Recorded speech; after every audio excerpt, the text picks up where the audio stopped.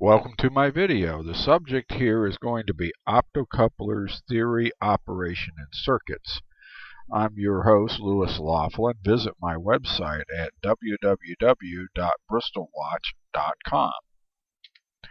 Objective: to understand the basic operation of optocouplers, their types, and use in power control circuits with Arduino and PIC, etc. There will be a couple of short live video clips at the end of this presentation. The typical optocoupler is usually a 6-pin device that has generally an LED infrared emitter and some type of light sensor. If we turn on the LED, it turns on the light sensor. The light sensor can be a transistor or it can be any number of things. The big advantage of optocouplers is electrical and noise isolation. The isolation potential can go up into thousands of volts. Some of them are rated at 7 or 10,000 volts electrical isolation. As shown here, it can be a number of detectors. It could be a light-activated SCR, could be a digital output, could be a Darlington transistor. There's all kinds of detectors, but they all have the basic same purpose: voltage isolation between input and output. For example, this part number H11AA1 has dual back-to-back infrared emitters. Quite handy for making things such as a zero crossing detector. Sometimes we will use optocouplers in conjunction with secondary components to make solid-state relays. What you're seeing pictured here is an input protection circuit. It can work with any of these optocouplers. They can have a range from 3 to 30 volts. Either though the LED itself has a rating of probably 1.2 to 1.8 volts, the addition of this 2-watt resistor and Q1, which is an NPN transistor like a 2N2222, as the voltage increases, the current flow will increase through the LED.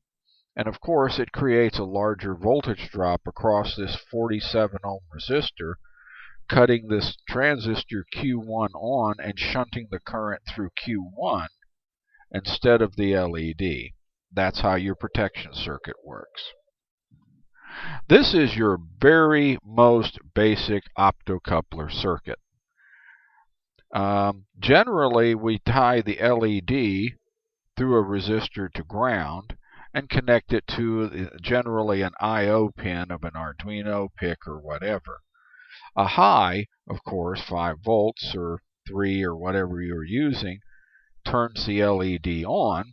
The LED light onto the base of an internal phototransistor cuts on the phototransistor and completing a path to ground.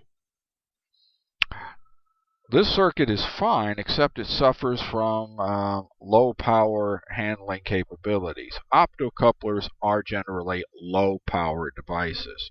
So we have to look into using optocouplers to control more powerful devices to really handle heavy jobs. This particular one, the 4N25, is rated at 30 volts. I'm referring to the detector transistor at 150 milliamps. Not a lot of power. Alright, what we have done here is our 4N25 optocoupler. We have connected it off to 24 volts VCC, and through the collector and through the emitter we've connected a 1K resistor to the base of a TIP120. This is a power Darlington transistor rated, I think, at 5 amps. When I have a high on the LED, it switches on. It switches on the detector transistor, creates a base emitter current flow through the transistor, and switches on the lamp, in this case a light bulb. Here is another variation of the same circuit, except this time we are using a PNP Darlington transistor, such as a TIP125. Notice something different about this circuit as opposed to the previous circuit. This circuit had the same electrical ground on the microcontroller and the secondary output at the 24 volts. Here we have completely severed the secondary power supply totally from the microprocessor. There is no electrical connection. There is only a light connection. Again, I could have done this very same thing with the NPN Darlington that we saw earlier. A variation of this is called a solid-state relay and can use a plain old PNP transistor if you want to. Here is another variation using this time an N-channel MOSFET. What am I doing here? I'm using the 4N25 when I switch it on to apply a voltage to the gate of Q1, the MOSFET. If it will immediately turn it on, it will create a current path and light up the light bulb. It's that simple. Be careful though. You need to read the VGS rating, that's voltage gain source, in the MOSFET spec sheet. Do not exceed it. Most of the ones I use in my videos is rated for right at 24 volts. Don't run them at 24 volts if you're using those particular ones. Here again is we're using a P-channel power MOSFET as opposed to an N-channel. It's wired differently, of course. What I have to do is I'm using the detector in the MOSFET and the optocoupler to drop the gate voltage to about a half a volt when it switches on. And this will create a difference of around 10, 11 volts between gate and source. It will switch on the transistor and the light bulb will light up. This goes right back to your basic transistor theory. Here is another variation of using an optocoupler. This time we're going to use it, connect the collector of the optocoupler detector right to the collector of the transistor. And of course the emitter through a 1K resistor is going to switch on Q1. This is really a solid-state relay. I use this in several of my other projects and videos.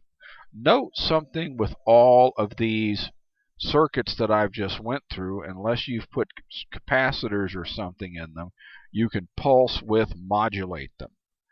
So I can use this as a switch in either the high side or low side of a load, and I can pulse width modulate it if I want to.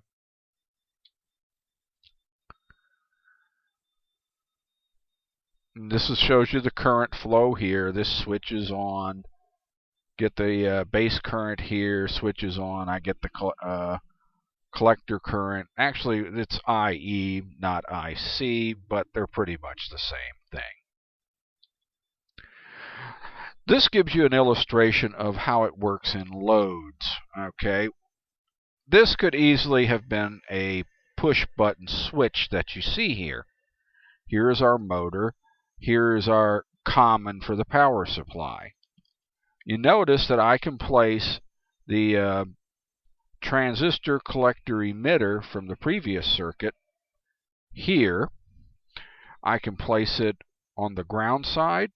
I can place it on the high or VCC side as long as I observe polarity. And it works just like a push button switch. And all of this is isolated from your microcontroller. Boy, that makes things a lot easier.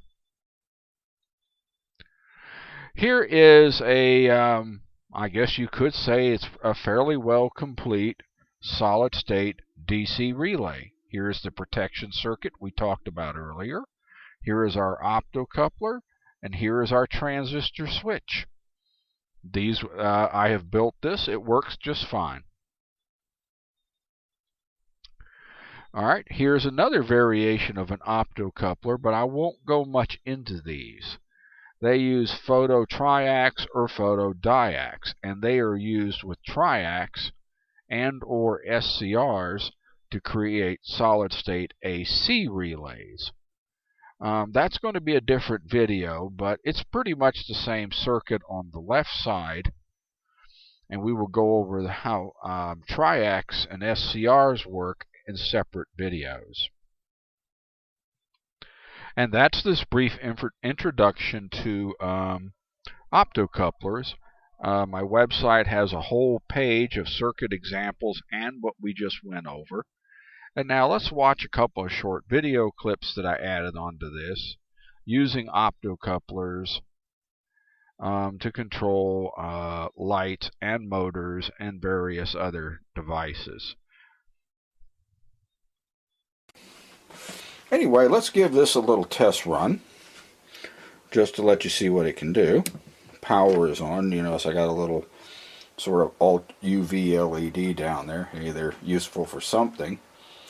This is designed to be later on to operate an H-bridge.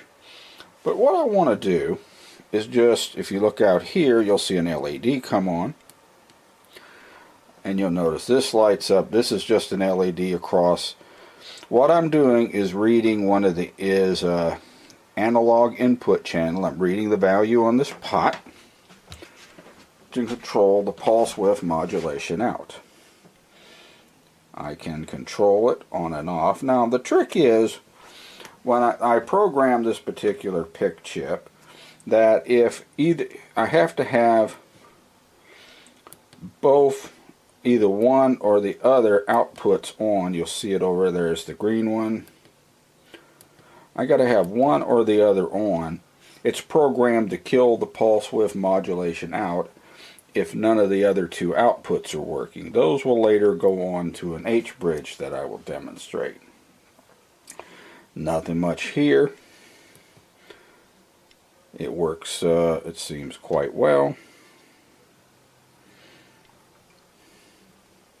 If you look further up, it has a 12-volt power supply. The important part to note in this circuit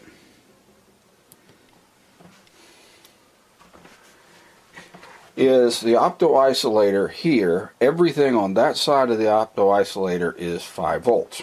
Everything on this side, here, back through there, is 12 volts.